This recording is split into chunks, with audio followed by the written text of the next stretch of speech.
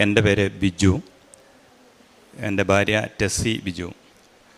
ഭാര്യയാണ് ഇവിടെ വന്ന് ഉടമ്പടി എടുത്തത്. ഞങ്ങൾ തലശ്ശേരി അതിരൂപതയിലെ വിജയപുരം ആശാൻകവല എന്ന് പറയുന്ന ഇടവകയിലെ അംഗങ്ങളാണ്. 2023 ഒക്ടോബർ മാസം 11-ാം തീയതിയാണ് ഇവിടെ വന്ന് ആദ്യമായി ഉടമ്പടി എടുക്കുന്നത്. ഈ സാക്ഷ്യം ഞാൻ പറയുമ്പോൾ അതിനൊരു പ്രത്യേകതയുണ്ട്. ഇപ്പോൾ ഭാര്യ സാക്ഷ്യം പറയും എന്ന് പറഞ്ഞാണ് ഇങ്ങോട്ട് വന്നത്. ഈ ഒക്ടോബർ മാസത്തിൽ ഇങ്ങോട്ട് ഭാര്യ വരണം, കൃപാസനത്തിലേക്ക് വരണം എന്ന് പറഞ്ഞപ്പോൾ എൻ്റെ വീടിൻ്റെ തൊട്ടടുത്ത് തുരുമ്പി മാതാവിൻ്റെ ഒരു പള്ളിയുണ്ട്. അവിടെയും മാതാവാണ്, നമുക്ക് അവിടെ പ്രാർത്ഥിച്ചാൽ മതി എന്ന് പറഞ്ഞ ആളാണ് ഞാൻ. പക്ഷെ ഞാൻ ഭാര്യയെ ഇങ്ങോട്ട് കൂട്ടിക്കൊണ്ട് വരുമ്പോൾ ഞാൻ പറഞ്ഞു, 28 വർഷം മുമ്പ് ഞാനും നീയും തമ്മിൽ വെച്ച ഒരു ഉടമ്പടിയുടെ ഭാഗമാണ് ഞാൻ എൻ്റെ കൂട്ടത്തിൽ വരുന്നത്. വിശ്വാസത്തിൽ എനിക്ക് തുരുമ്പിയിലെ മാതാവും എൻ്റെ ഇടവകപ്പള്ളിയിലെ മാതാവും ഒക്കെ കണക്കാണ്. കൃപാസനത്തിൽ പ്രത്യേകിച്ച് മാതാവ് എന്ന് പറയുന്ന ഒരു ബോധ്യത്തിലല്ല ഞാനിവിടെ വന്നത്. ഇവിടെയും പ്രത്യേകിച്ച് വേറൊരു മാതാവുണ്ട് എന്ന വിശ്വാസം എനിക്കിപ്പോഴുമില്ല. പക്ഷെ ഞാനിപ്പോൾ സാക്ഷ്യം പറയണം എന്ന് പെട്ടെന്ന് തീരുമാനിച്ചതാണ്. അതുകൊണ്ടാണ് ഞാനത് പറയുന്നതും. അത് മാതാവിൻ്റെ ഒരു വലിയ അനുഗ്രഹമായി ഞാൻ കാണുകയാണ്. ആ ഒരു ബോധ്യത്തിന് അല്ലെങ്കിൽ ആ ഒരു ചിന്തയ്ക്ക് വന്ന ഒരു മാറ്റമാണ് എനിക്ക് ഈ 6 മാസക്കാലം കൊണ്ടുണ്ടായ വലിയ ഒരു സംഭവം എന്ന് ഞാൻ കരുതുന്നത്. എന്തായാലും ഉടമ്പടിയിൽ ഭാര്യ വെച്ച കുറേ കാര്യങ്ങളുണ്ട്. അതിന് മുപ്പുറത്തേക്ക് വളരെ പ്രധാനപ്പെട്ട ഞങ്ങളുടെ കുടുംബത്തിലുണ്ടായ ഒരു മാതാവിൻ്റെ അനുഭവം അല്ലെങ്കിൽ ഞങ്ങൾ കണ്ട ഒരു സാക്ഷ്യം പറയാനാണ് ഞാൻ ആദ്യം ഉദ്ദേശിക്കുക. ഒക്ടോബർ മാസം 11-ാം തീയതി ഇവിടെ ഒന്ന് ഉടമ്പടി വെച്ചു, പ്രാർത്ഥിച്ചു. ആ ഉടമ്പടിയിൽ പറഞ്ഞ വ്യവസ്ഥകളൊക്കെ പാലിച്ചുകൊണ്ട് ഞങ്ങളുടെ കുടുംബജീവിതം മുമ്പോട്ട് പോയി. ഭാര്യ കുറച്ചുകൂടി തീക്ഷ്ണമായി ദിവ്യബലിയിൽ സംബന്ധിക്കാൻ വേണ്ടി തുടങ്ങി. കുടുംബ പ്രാർത്ഥന വേണമെങ്കിൽ അങ്ങോട്ടും ഇങ്ങോട്ടൊക്കെ മാറ്റിക്കൊണ്ടിരുന്നത്, വേണമെങ്കിൽ ഒരു ചെറിയ പ്രാർത്ഥനയിലേക്ക് കടന്നുകൊണ്ടിരുന്നത്, നിർബന്ധമായും ജപമാല ചൊല്ലിക്കിടക്കണം എന്ന തീരുമാനത്തിലേക്ക് ഞാനും ഭാര്യയും വന്നു. മക്കൾ ഞങ്ങളുടെ കൂട്ടത്തിൽ 3 മക്കളാണ് ഞങ്ങൾക്ക്. അതിൽ ഒരാൾ മാത്രമാണ് മാസത്തിലൊരിക്കലെങ്കിലും വന്ന് വീട്ടിൽ വന്ന് പോകുന്നത്. ബാക്കി 2 പേര് ഞങ്ങളുടെ കൂട്ടത്തിലില്ല. അപ്പോൾ അങ്ങനെ പ്രാർത്ഥിച്ചു കൊണ്ടിരുന്ന ഒരു ദിവസം, സാധാരണ കുടുംബ പ്രാർത്ഥനയൊക്കെ കഴിഞ്ഞു. നവംബർ മാസം 3-ാം തീയതി, അന്നേരം ആദ്യ വെള്ളിയാഴ്ചയാണ്. അപ്പോൾ ആദ്യ വെള്ളിയാഴ്ച രാവിലെ പള്ളിയിൽ പോകണമെന്ന് പറഞ്ഞപ്പോൾ ആദ്യ വെള്ളിയാഴ്ചയും 2-ാം വെള്ളിയാഴ്ചയും ഒക്കെ വെള്ളിയാഴ്ചകൾ തന്നെയാണ് എന്ന് പറഞ്ഞ ആളാണ് ഞാൻ. അപ്പോൾ അന്ന് ആദ്യ വെള്ളിയാഴ്ച രാത്രി ഞങ്ങൾ പ്രാർത്ഥിച്ചു, കുടുംബ പ്രാർത്ഥന കഴിഞ്ഞു, കിടക്കാൻ പോയി. ഞങ്ങൾ സാധാരണ 11 മണിക്ക് ശേഷം കിടക്കാറുള്ളൂ. അന്ന് 11:30ഓളമായി കിടക്കാൻ പോകുമ്പോൾ. 11:30 കിടക്കാൻ പോയി. 11:30 ആയപ്പോൾ ഭാര്യയ്ക്കൊരു ചെറിയ അസ്വസ്ഥത, എന്തൊരു ബുദ്ധിമുട്ട് പോലെ അവൾക്ക് തോന്നി. അവൾ പറഞ്ഞു, ഞാൻ മാതാവിനോടൊന്ന് പ്രാർത്ഥിച്ചിട്ട് വരട്ടെ, ഒന്നുകൂടി പ്രാർത്ഥിച്ചിട്ട് ഞാൻ കിടന്നോളാം, പപ്പ കിടന്നോ എന്ന് പറഞ്ഞു. അപ്പോൾ ഞങ്ങളുടെ ബെഡ്റൂമിൽ തന്നെ ഇരുന്ന ടീപ്പോയിലിരുന്ന കാശുരൂപം എടുത്ത്, ഉടമ്പടി വെക്കുമ്പോൾ കൊടുക്കുന്ന കാശുരൂപം എടുത്ത് പതിവില്ലാത്ത മണം എന്നോട് പറഞ്ഞു, പപ്പ ഇതിനൊരു ഉമ്മ കൊടുത്തേരെ എന്ന് പറഞ്ഞു. ഞാനൊരു ഉമ്മ കൊടുത്തു. ഞാൻ നെറ്റിയിൽ കുരിശ് വരച്ചു, ഞാൻ കിടന്നു. ഭാര്യ പ്രാർത്ഥിക്കാനായി ഹാളിലേക്ക് പോയി. ഒരു 10 മിനിറ്റ് കഴിഞ്ഞപ്പോൾ ഭാര്യയുടെ നിലവിളി കേട്ടാണ് ഞാൻ എഴുന്നേൽക്കുന്നത്. ഞാൻ പെട്ടെന്ന് ഹാളിലേക്ക് ചെല്ലുമ്പോൾ ഞാൻ കണ്ട ഒരു കാഴ്ച എന്ന് പറയുന്നത്, ഉടമ്പടി വെക്കാനായി ഉടമ്പടി വെച്ചപ്പോൾ കൊടുത്ത കാശുരൂപം ഇടത് കയ്യിൽ പിടിച്ച് വലത് കയ്യിൽ ഉടമ്പടിയുടെ പ്രാർത്ഥന പുസ്തകം പിടിച്ച് പ്രാർത്ഥിച്ചുകൊണ്ടിരിക്കുന്ന ഭാര്യയുടെ കയ്യിലിരുന്ന കാശുരൂപത്തിൽ നിന്ന് നല്ല സുഗന്ധമുള്ള ഒരെണ്ണ മടിയിലേക്ക് ഒഴുകി വീഴുന്ന കാഴ്ചയാണ് ഞാൻ കാണുന്നത്. ഞാൻ ബളാലിൽ എണ്ണ വന്നത് ഞാൻ കണ്ടിട്ടുണ്ട്. അവിടെ പോകുമ്പോൾ ഞാനിങ്ങനെ സൂക്ഷിച്ച് ഇത് ആ രൂപത്തിൻ്റെ എവിടെ നിന്നെങ്കിലും ഒഴിക്കുന്നതാണോ എന്നൊക്കെ ആശങ്കയോടെ അങ്ങനെ ആ ഒരു മൈൻഡിലൊക്കെ നോക്കുന്നതാണ്. വിശ്വാസത്തിലൊന്നും കുറവില്ല, പക്ഷെ അങ്ങനെ നോക്കിയ ഒരാളാണ് ഞാൻ. എൻ്റെ കൺമുമ്പിൽ കാണുകയാണ് ഞാൻ ആ കാശുരൂപത്തിൽ നിന്നും എണ്ണ ഒഴുകി അവൾ ധരിച്ചിരുന്ന നൈറ്റി, ഇടതുകാലിൻ്റെ നൈറ്റി നനഞ്ഞ് എണ്ണ വീണ് കിടക്കുന്ന കാഴ്ചയാണ്. വേർത്തൊഴുകി കണ്ണുനീരൊഴുകി ഇരിക്കുന്ന ഭാര്യയെ കണ്ടുകൊണ്ടാണ് ഞാൻ വരുന്നത്. ഞാൻ പെട്ടെന്ന് എനിക്ക് ചെയ്യാൻ പറ്റുന്നൊരു കാര്യമെന്ന് പറയുന്നത്, എൻ്റെ കയ്യിൽ കിട്ടിയ ചെറിയൊരു ബബിള് പാത്രമെടുത്ത് ആ പാത്രത്തിലേക്ക് കാശുരൂപവും കയ്യിൽ നിന്ന് ലഭിച്ച ഒരു 5-6 തുള്ളി എണ്ണയും കൂടി ഞാൻ ആ പാത്രത്തിലേക്ക് ഒഴിച്ചു. അതിൻ്റെ ഫോട്ടോ ഞാൻ അച്ഛന് കൊടുത്തിട്ടുണ്ട്. അന്ന് തന്നെ ഞങ്ങൾ പിന്നെ എൻ്റെ മകൻ ഒമാനിൽ നിന്ന് അന്ന് അവിചാരിതമായി വീട്ടിൽ വന്നിട്ടുണ്ട്. ഒമാനിൽ ഉണ്ടായിരുന്ന മകനും ഇവിടെ പോയി പ്രാർത്ഥിക്കണം എന്ന നിർബന്ധത്തിനോട് താല്പര്യമുണ്ടായിരുന്ന ആളല്ല. പക്ഷേ അവിചാരിതമായി, ഞാൻ പറയുന്നത് ഒരിക്കലും 2 വർഷം കഴിഞ്ഞ് പഴയ മകൻ നവംബർ മാസം 1-ാം തീയതി അവിചാരിതമായി അവൻ വീട്ടിലേക്ക്, ഞങ്ങളോട് പോലും പറയാതെ വീട്ടിലേക്ക് കിടന്നു വന്നു. അവനും അന്ന് രാത്രി വീട്ടിലുണ്ട്. ഞാൻ പെട്ടെന്ന് മകനെ വിളിച്ചുകൊണ്ട് വന്നു, മകനെയും ഈ കാഴ്ച കാണിച്ചു. അപ്പോൾ ഞങ്ങൾ 3 പേരും കൂടി ഇരുന്ന് പ്രാർത്ഥിച്ചു കൊണ്ടിരിക്കുകയാണ്. ഏകദേശം ഒരു 2-3 മണി ആയപ്പോഴത്തേക്കും ആ കാശുരൂപം വെച്ചിരുന്ന പാത്രത്തിൽ കാശുരൂപം നികന്ന് നല്ല സുഗന്ധപൂരിതമായൊരു എണ്ണ വന്ന കാഴ്ച ഞങ്ങൾ കണ്ടു. അതിൽ കൂടി ഒരു അനുഭവം എന്ന് പറഞ്ഞാൽ, കരിങ്കലിൽ നിന്ന് വെള്ളം കൊടുത്ത അത്ഭുതങ്ങൾ സൃഷ്ടിച്ച തമ്പുരാൻ ഞങ്ങളുടെ കുടുംബത്തിൽ ഇടപെടുന്ന വളരെ അത്ഭുതകരമായൊരു കാഴ്ചയ്ക്ക് സാക്ഷ്യം വഹിക്കാൻ മാതാവ് വലിയൊരു അനുഗ്രഹം ഞങ്ങളുടെ കുടുംബത്തിലേക്ക് തന്നു. അതുപോലെ തന്നെ അതിനുശേഷം നവംബർ മാസം 3-ാം തീയതി കഴിഞ്ഞു. ഡിസംബർ മാസത്തിൽ ഞാൻ പറഞ്ഞല്ലോ തുരുമ്പി മാതാവിൻ്റെ പെരുന്നാളാണ്. തുരുമ്പി മാതാവിൻ്റെ പള്ളിയിൽ പെരുന്നാളിന് ഞങ്ങൾ 10 ദിവസവും നൊവേനയുണ്ട്, കുർബാനയുണ്ട്. 10 ദിവസത്തെ നൊവേനയ്ക്കും കുർബാനയിലും ഞങ്ങൾക്ക് മുടങ്ങാതെ പങ്കെടുക്കാൻ കഴിഞ്ഞു എന്ന് പറയുന്നത് പതിവില്ലാത്ത ഒരു അനുഗ്രഹമാണ്. ആ 9ാമത്തെ ദിവസത്തെ നൊവേനയിൽ ഞങ്ങൾ പ്രാർത്ഥിച്ചുകൊണ്ടിരിക്കുമ്പോൾ ഭാര്യ പ്രാർത്ഥിച്ചുകൊണ്ടിരിക്കുന്നു. കാഴ്ചവെപ്പിൻ്റെ സമയമായി. ഭാര്യയ്ക്ക് ടെസിക്ക് വലിയൊരു അസ്വസ്ഥത, അവൾ വേർത്തൊഴുകുകയാണ്, കണ്ണുനീരൊഴുകുകയാണ്. എന്തു ചെയ്യണമെന്നറിയാത്തൊരവസ്ഥയിൽ അവളിരിക്കുന്നു. അവൾ പെട്ടെന്ന് എൻ്റെ സഹോദരിയുടെ മോളുടെ കൊച്ചിനെ പറഞ്ഞു വിട്ട് എന്നെ വിളിച്ചു. പപ്പ ഇന്ന് വീട്ടിൽ പോകണം. ഇവൾ പറയുന്നത് മാതാവ് എന്നോട് വീട്ടിൽ വരെ പോകണം എന്ന് പറയുന്നുണ്ട് എന്നാണ് ഞാൻ കാറിൽ കയറിയപ്പോൾ എന്നോട് പറഞ്ഞത്. ഞാൻ ചോദിച്ചു എന്തിനാണ് വീട്ടിൽ പോകുന്നത്, കുർബാനയുടെ സമയത്ത് വീട്ടിൽ പോകുന്നത് എന്തിനാണ്? അപ്പോൾ എന്തായാലും ഭാര്യ പറഞ്ഞു അവളുടെ ഒരു സങ്കടകരമായ അവസ്ഥ. എന്തായാലും ഞാൻ അവളെയും കൂട്ടി വീട്ടിലേക്ക് ചെന്നു. വീട്ടിലേക്ക് ചെല്ലുമ്പോൾ കാണുന്ന കാഴ്ച, ഞങ്ങൾ വീട്ടിൽ നിന്ന് പോരുമ്പോൾ ഉണ്ടായിരുന്ന ഞങ്ങളൊരു ബോട്ടിൽ വെച്ചിരുന്ന എണ്ണയുടെ 3 ഇരട്ടിയായി ആ എണ്ണ വർദ്ധിച്ചിരിക്കുകയാണ്. ആ കാശുരൂപം ഇട്ട് ഒരു ഭരണിയിൽ വെച്ചിരിക്കുകയാണ്. ആ കാശുരൂപം 3 ഇരട്ടിയായി എണ്ണ വർദ്ധിക്കുന്ന അത്ഭുതകരമായ മറ്റൊരു കാഴ്ചക്ക് അന്ന് ഞാൻ സാക്ഷ്യം വഹിച്ചു. ജനുവരി മാസം 6-ാം തീയതി. അതിനുശേഷം ജനുവരി മാസം 9-ാം തീയതി വീണ്ടും ഇതേപോലെ തന്നെ ഭാര്യ പ്രാർത്ഥിച്ചു. കാശുരൂപത്തിൽ അന്ന് ഞങ്ങൾ വീട്ടിലുണ്ട്. കാശുരൂപത്തിലെ ആ ഭരണിയിൽ കൈവച്ച് മകളുടെ പോസ്റ്റ് BSc എക്സാം അന്ന് ഏറ്റവും വലിയ ബുദ്ധിമുട്ടായിരിക്കുമെന്ന് തലേന്ന് മോൾ വിളിച്ചു പറഞ്ഞതുകൊണ്ട് അമ്മ പ്രാർത്ഥിക്കണം, മാതാവിനോട് പ്രാർത്ഥിക്കണം എന്ന് പ്രത്യേകം പറഞ്ഞതിൻ്റെ അടിസ്ഥാനത്തിൽ മോളുടെ പരീക്ഷ തുടങ്ങുന്ന രാവിലെ 9:30 മുതൽ ഭാര്യ പ്രാർത്ഥനയ്ക്ക് വേണ്ടി അവിടെ ഇരിക്കുകയാണ്. ഈ കാശുരൂപ വെച്ചിരുന്ന ഭരണിയുടെ മേലെ കൈവച്ച് പ്രാർത്ഥിച്ചുകൊണ്ടിരിക്കുമ്പോൾ വീണ്ടും ആ ഭരണി നിറയോളം എണ്ണ, സുഗന്ധപൂരിതമായ എണ്ണ ഞങ്ങളുടെ ഭവനത്തിലുണ്ടായി. അതിനുശേഷം അങ്ങനെ വലിയ കാര്യമായ എണ്ണ വർദ്ധനമൊന്നും ഉണ്ടായിട്ടില്ല. പക്ഷേ ഞങ്ങളുടെ ജീവിതത്തിൽ ഒരുപാട് അനുഭവങ്ങൾ. ആദ്യത്തെ എണ്ണ വന്ന നവംബർ മാസം 3-ാം തീയതി കഴിഞ്ഞ് 4-ാം തീയതി ഞങ്ങളുടെ ഉടമ്പടിയിൽ വെച്ച കുറേ കാര്യങ്ങളുണ്ടായിരുന്നു. ഉടമ്പടിയിൽ ഒരു വിഷയം ഞങ്ങളുടെ സാമ്പത്തിക ബുദ്ധിമുട്ടാണ്. സാമ്പത്തികമായി കുറച്ച് കടബാധ്യതകളൊക്കെ ഉണ്ട്. അതൊക്കെ തമ്പുരാൻ ഏറ്റെടുക്കണം. കല്യാണ വീട്ടിലെ വീഞ്ഞു തീർന്നു പോയതുപോലെ അനുഭവം നമ്മുടെ കുടുംബത്തിലുണ്ട്. അതിന് പരിഹാരം ഉണ്ടാവണമെന്ന ആഗ്രഹത്തോടെയാണ് പ്രധാനമായും ഇവിടേക്ക് വരിക. അതേപോലെ തന്നെ മറ്റു ചില കാര്യങ്ങളൊക്കെ ഉടമ്പടിയിൽ വെച്ചിട്ടുണ്ട്. അപ്പോൾ അതിന് മുമ്പ് എന്ന് പറഞ്ഞാൽ ഉടമ്പടിക്ക് ഞങ്ങൾ വരുന്നതിന് മുമ്പ് 2 മാസക്കാലം മുമ്പ് ഞങ്ങൾ തൊട്ട അയൽവക്കത്തുള്ള ഒരാൾ ഞങ്ങളുടെ ഒരു സ്ഥലം വാങ്ങാൻ വേണ്ടി ആലോചിച്ചിരുന്നു. ചെറിയൊരു സ്ഥലം, വലിയ സ്ഥലമൊന്നുമല്ല, ഞങ്ങളുടെ കടബാധ്യത തീർക്കാൻ മാത്രമുള്ള കച്ചവടമൊന്നുമല്ല. ഒരു സ്ഥലം വാങ്ങാൻ വേണ്ടി ആലോചിച്ചു. അത് 2 മാസം മുമ്പേ ഞങ്ങളോട് വന്ന് പറഞ്ഞു, നീ ഈ സ്ഥലം വാങ്ങാൻ മാത്രം പണം ഞങ്ങളുടെ അടുത്തില്ല, അതുകൊണ്ട് ഞങ്ങൾ വേറൊരു സ്ഥലം വാങ്ങി അത് ആധാരം ചെയ്ത് വാങ്ങി കേട്ടോ എന്ന് എന്നോട് എൻ്റെ തന്നെ സമപ്രായമുള്ള സുഹൃത്താണ്. ആ സുഹൃത്ത് വന്ന് പറഞ്ഞു.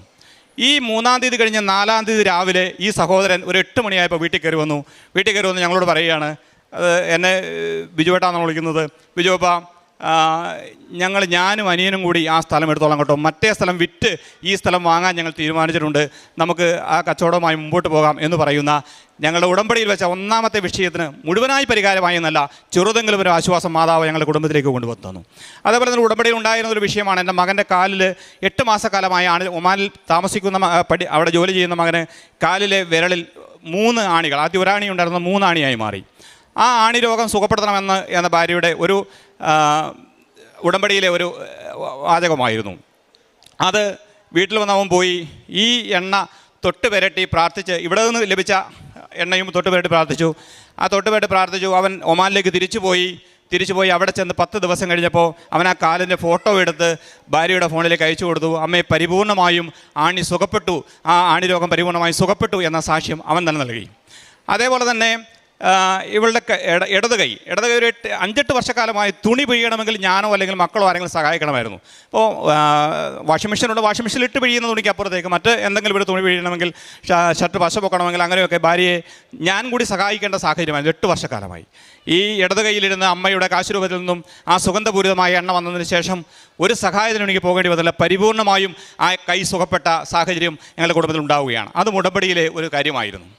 അതേപോലെ തന്നെ ഉടമ്പടിയിൽ ഇല്ലാത്ത വിഷയങ്ങളിൽ അത്ഭുതകരമായ 2 സംഭവങ്ങൾ കൂടി എൻ്റെ ജീവിതത്തിൽ സംഭവിച്ച 2 കാര്യങ്ങൾ.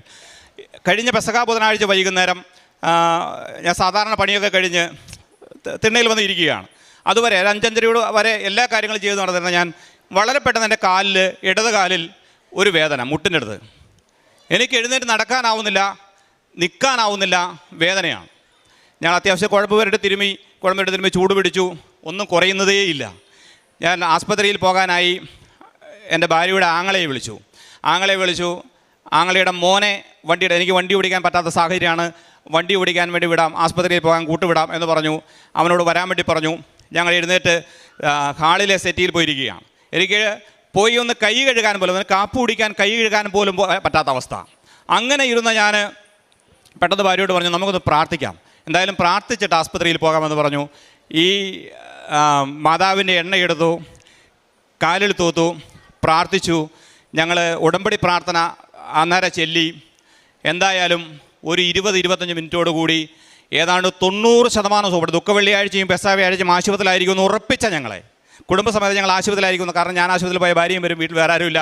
ഞങ്ങൾ ദുഃഖ വെള്ളിയാഴ്ച പള്ളിയിൽ പോകാൻ കഴിയില്ല, പെസഹ വ്യാഴാഴ്ച അപ്പം മുറിക്കാൻ പോകാൻ കഴിയില്ല എന്ന് വിചാരിച്ച് ഞങ്ങൾക്ക് പെസഹ വ്യാഴാഴ്ച പള്ളിയിൽ പോകാനും ദുഃഖ വെള്ളിയാഴ്ച നടന്ന് കാലിൽ ചെറിയൊരു പെയിൻ ബാക്കിയുണ്ടായിരുന്നു, പക്ഷെ നടന്ന് കുരിശിൻ്റെ വഴിയിൽ പങ്കെടുക്കാനും ദൈവം അനുഗ്രഹിച്ചു. ഈ എണ്ണ വഴി എന്ന ഒരു അത്ഭുതവും ഉണ്ടായി. അതേപോലെ തന്നെ വിശ്വസിക്കാനാവും. അതുകൊണ്ട് എനിക്ക് സാമാന്യബുദ്ധിക്ക് വിശ്വസിക്കാൻ കഴിയാത്തൊരു സംഭവമാണ്. ഒരു ദിവസം ഇവൾ ഹോസ്പിറ്റലിലായി. പെട്ടെന്ന് രാത്രിയിൽ ഒരു ഛർദി വന്നു, ഹോസ്പിറ്റലിൽ അഡ്മിറ്റ് ആവേണ്ടി വന്നു. ഞങ്ങൾ രണ്ടുപേരും കൂടെ ആസ്പത്രിയിൽ പോയി. പെട്ടെന്ന് ആസ്പത്രിയിൽ പോകുന്നതാണ്, വീട്ടിൽ മറ്റാരുമില്ല. ആസ്പത്രിയിൽ പിറ്റേന്ന് രാവിലെ ഞാൻ ഇവളുടെ ഡ്രസ്സ് എടുക്കാനും അത്യാവശ്യം വീട്ടിൽ പട്ടിയുണ്ട്, പട്ടിക്ക് തീറ്റ കൊടുക്കാനൊക്കെ ഞാൻ വീട്ടിലേക്ക് വന്നു. വീട്ടിൽ വന്നു സ്റ്റൗ കത്തിച്ചു. സ്റ്റൗവിൽ കുക്കർ വെച്ചു. കുക്കറിൽ അരി തീയലിട്ടു. ഞാനുള്ള ഡ്രസ്സൊക്കെ നോക്കി എന്നതാണ് ഏതൊക്കെ ഡ്രസ്സാണ് കൊണ്ടുവരേണ്ടതെന്ന് ഞാൻ വീഡിയോ കോൾ ചെയ്ത് സംസാരിച്ചുകൊണ്ടിരിക്കുമ്പോൾ ഭാര്യ ചോദിച്ചു, കുക്കറിൻ്റെ ഒച്ച കേട്ടു. കുക്കറിൻ്റെ ഒച്ച കേട്ടപ്പോൾ എന്താണ് തീയെ വെച്ചിരിക്കുന്നത്? ഞാൻ പട്ടിക്ക് തീറ്റ വെച്ചിരിക്കുന്നതാണെന്ന് പറഞ്ഞു.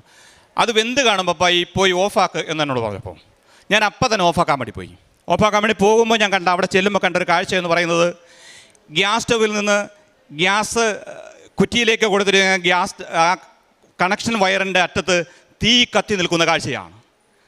അപ്പോൾ എനിക്ക് വിശ്വസിക്കാൻ കഴിയില്ല. ഗ്യാസ് സ്റ്റൗവിൽ നിന്ന് ഗ്യാസ് കുറ്റിയിൽ നിന്ന് ഗ്യാസ് സ്റ്റൗവിലേക്ക് വന്ന ആ കണക്ഷൻ വയറിൻ്റെ അറ്റത്ത് തീ പിടിച്ച് നിൽക്കുന്ന സ്ഥലത്ത് ഞാൻ നിന്നിട്ടും ആ തീ എനിക്ക് ഒരു ബുദ്ധിമുട്ടുമില്ലാതെ കെടുത്തി ഒരു അപകടവും ഉണ്ടാകാത്തതുകൊണ്ട് എൻ്റെ കുടുംബത്തെയും എന്നെയും സഹായിച്ചു മാതാവിൻ്റെ സാന്നിധ്യമുള്ള വീടായതുകൊണ്ടാണ് അതങ്ങനെ സംഭവിച്ചത്. കാരണം ഇല്ലെങ്കിൽ ഗ്യാസ് കുറ്റിയിലേക്ക് തീ കടന്നു പോകാൻ ഒരു ബുദ്ധിമുട്ട് അനുഭവപ്പെടേണ്ട ആവശ്യമില്ല, അവിടെ തടഞ്ഞു നിൽക്കേണ്ട ആവശ്യമില്ല. അത്രമാത്രം അത്ഭുതകരമായൊരു സംഭവം എൻ്റെ വീട്ടിൽ, എൻ്റെ മാത്രം സാന്നിധ്യം, മറ്റാരും അതിന് സാക്ഷിയില്ല. ഞാനും തമ്പുരാനും മാത്രമാണ് ആ വിഷയത്തിന് സാക്ഷി. പക്ഷേ അന്ന് വയറ് മാറ്റേണ്ടി വന്നു എന്നുള്ളതല്ലാതെ മറ്റൊന്നും സംഭവിച്ചില്ല. അങ്ങനെ ഒരുപാട് അനുഭവങ്ങൾ മാതാവ് ഞങ്ങളുടെ കുടുംബത്തിലേക്ക് നൽകിയിട്ടുണ്ട്. ഏതാണ്ട് പ്രധാനപ്പെട്ട കാര്യങ്ങളൊക്കെ ഞങ്ങളുടെ ജീവിതത്തിൽ സംഭവിച്ചു. അല്ലാതെ മറ്റു കാര്യങ്ങളൊക്കെ സംഭവിച്ചിട്ടുണ്ട്, ചെറുതും വലുതുമായ ഒരുപാട് കാര്യങ്ങൾ സംഭവിച്ചിട്ടുണ്ട്. വ്യക്തി ജീവിതത്തിൽ മാറ്റങ്ങൾ ഉണ്ടായിട്ടുണ്ട്, വിശ്വാസ ജീവിതത്തിൽ മാറ്റങ്ങൾ ഉണ്ടായിട്ടുണ്ട്. വിശ്വാസത്തിൽ കുറവുണ്ടായിട്ടല്ല, പക്ഷേ കുറച്ചുകൂടി തീഷ്ണമായി ദൈവത്തെ അംഗീകരിക്കാൻ, മാതാവിൽ ആശ്രയിക്കാൻ, മാതാവിനോടൊപ്പം ചേർന്ന് നിൽക്കാൻ, മാതാവിനെ എല്ലാം ഏൽപ്പിച്ച് ധൈര്യപൂർവ്വം ജീവിക്കാൻ കഴിയുന്ന ഒരവസ്ഥയിലേക്ക് ഞങ്ങൾക്ക് മാറാൻ കഴിഞ്ഞിട്ടുണ്ട് എന്നതാണ് ഏറ്റവും സന്തോഷകരമായ ഒരു കാര്യം. തിരുക്കുമാരൻ്റെയും മാതാവിൻ്റെയും മുമ്പിൽ എല്ലാം ഏൽപ്പിച്ച് ഞങ്ങൾ പോവുകയാണ്. അതിൽ കുറച്ച് എണ്ണ ഞങ്ങൾ കൊണ്ടുവന്നിട്ടുണ്ട്. ഇത് എന്ത് ചെയ്യണമെന്ന് വെച്ചാൽ പറഞ്ഞ് ചെയ്യാം. മുഴുവൻ എണ്ണയും കൊണ്ടുവരാൻ പറ്റത്തില്ല, അതുകൊണ്ട് കുറച്ചെണ്ണ മാതാവിൻ്റെ കാശുരൂപത്തിൽ നിന്ന് വന്ന എണ്ണയാണ്. അത് എന്ത് ചെയ്യണമെന്ന് പറഞ്ഞാൽ അത് ചെയ്യാൻ ഞങ്ങൾ തയ്യാറാണ്. പരിശുദ്ധ അമ്മയുടെ മധ്യസ്ഥ സഹായത്താൽ പ്രത്യേകിച്ച് ഒരു കുടുംബം പ്രധാനപ്പെട്ട ഒരു സാക്ഷ്യം പറയുന്ന മാതാവിൻ്റെ ഒരു സാന്നിധ്യം ആ കുടുംബത്തിൽ അനുഭവിക്കാനായിട്ട് സാധിച്ചു എന്നുള്ളതാണ് ഏറ്റവും പ്രധാനപ്പെട്ട ഒരു സാക്ഷ്യം. കാരണം നമ്മൾ കേരളത്തിൽ വിവിധ ഇടങ്ങളിലൊക്കെ ഈ മാതാവിൻ്റെ തിരുസ്വരൂപത്തിൽ നിന്ന് തേനും എണ്ണയും ഒക്കെ വരുന്നതായിട്ട് ഒരുപാട് കാര്യങ്ങളായിട്ട് റിപ്പോർട്ട് ചെയ്യപ്പെടുന്ന ഒരു മാതാവിൻ്റെ അത്ഭുതങ്ങളിൽ ഒരു ഇതും ഉടമ്പടിയിലെ കാശുരൂപത്തിൽ നിന്ന് സംഭവിച്ചു എന്നുള്ളതാണ് ഈ പ്രധാനപ്പെട്ട സാക്ഷ്യം. അതിൻ്റെ ഫോട്ടോഗ്രാഫ്സും ഒക്കെ ആയിട്ടാണ് ഇവർ വന്നത്.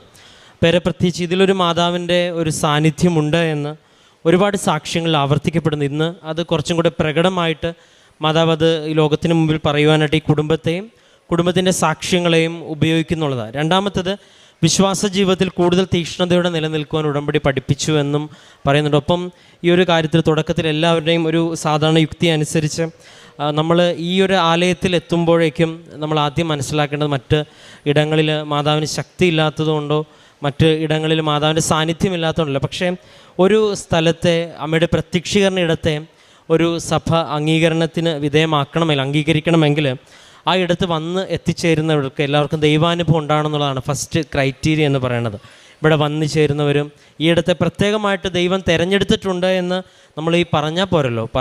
പറയേണ്ടങ്ങളൊന്നും ദൈവം തിരഞ്ഞെടുക്കണമെന്ന് നിർബന്ധമില്ല.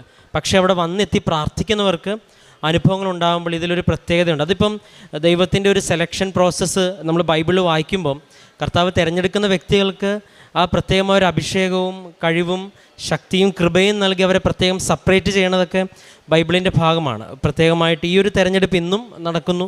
അപ്പോൾ എല്ലാവർക്കും ഈ ഒരു തെരഞ്ഞെടുപ്പിൻ്റെ ഭാഗമായിട്ട് ഇപ്പം ആരാണോ ഈ ജീവിതത്തിൽ ഈ ഒരു തെരഞ്ഞെടുപ്പിലേക്കും പ്രാർത്ഥനയിലേക്കും മുമ്പിട്ട് വരുന്ന ആ വ്യക്തികൾക്ക് പ്രത്യേകമായിട്ട് വരങ്ങൾ നൽകി പ്രത്യേകം തിരഞ്ഞെടുക്കുന്നത് ഒരു ബൈബിൾ പശ്ചാത്തലത്തിലുള്ളൊരു സത്യവും കൂടിയാണ്. അപ്പം അമ്മ ഈ ഒരു ആലയത്തിൽ പ്രത്യക്ഷപ്പെട്ടു വന്ന ലോകത്തിന് മുമ്പിൽ ജോസഫച്ചൻ കണ്ടു എന്ന് വിളിച്ചു പറയുന്നതിനോടൊപ്പം അത് സാക്ഷ്യമായിട്ട് മാറണമെങ്കിൽ അനേകർ ഈ ഒരു സാക്ഷ്യത്തിൻ്റെ പിഞ്ചെന്ന് അനുഭവങ്ങൾ ഉണ്ടാകണം. അതാണ് ഓരോ പ്രാവശ്യവും ഇവിടെ സാക്ഷ്യങ്ങളായിട്ട് റെക്കോർഡ് ചെയ്യപ്പെടുന്നത്. അപ്പോൾ ഒരുപാട് അനുഭവങ്ങൾ ഇപ്പോൾ തന്നെ നമുക്ക് ആവശ്യത്തിലേറെ അനുഭവങ്ങളുണ്ട്. പക്ഷേ ഇതിനൊരു സമയവും സഭയ്ക്ക് അതിൻ്റേതായിട്ടുള്ള പ്രോസസ്സിങ് കാര്യങ്ങളുള്ളതുകൊണ്ട് തന്നെ നമ്മൾ അനുഭവങ്ങളൊക്കെ ചേർത്ത് വെച്ച് പറയുകയാണ്. അപ്പോൾ വ്യക്തിപരമായിട്ട് ഈ ഒരു കുടുംബം തൻ്റെ ജീവിതത്തിൽ ലഭിച്ച ഈ അനുഭവങ്ങളെക്കുറിച്ച് പറയുന്നു. ഒപ്പം ആ ഒരു സമയത്ത് തന്നെ മകനും അവിടെ എത്തിച്ചേരുന്നതൊക്കെ നമ്മളതൊക്കെ ഒരു കോയിൻസിഡൻസ് ആയിട്ടൊന്നും അല്ല വായിക്കണത്. മാതാവ് ആ ഒരു കാര്യത്തിന് സാക്ഷ്യം വഹിക്കാനായിട്ട് മാതാവ് തന്നെ സമയം ക്രമീകരിച്ച് അദ്ദേഹത്തെ കൊണ്ടുവന്നു എന്നാണ്. അപ്പം ഒരു സാക്ഷ്യത്തിൽ നമ്മൾ കേൾക്കുമ്പോൾ അതിൽ വരുന്ന വ്യക്തികളും സമയങ്ങളും അതിൻ്റെ കാരണങ്ങളും എല്ലാം ഒരു ബോധ്യപ്പെടുത്തേണ്ട ഭാഗമായിട്ട് പിന്നെ ഒരു കുടുംബം നമുക്ക് മുമ്പിൽ പറയുന്ന ഈ സാക്ഷ്യം പരിശുദ്ധ അമ്മയിൽ ഇനിയും ശക്തമായി വിശ്വസിക്കുവാനും മാധ്യസഹായം അപേക്ഷിച്ച് പ്രാർത്ഥിക്കുവാനും സഹായിക്കണമെന്ന് പ്രാർത്ഥിക്കുന്നു.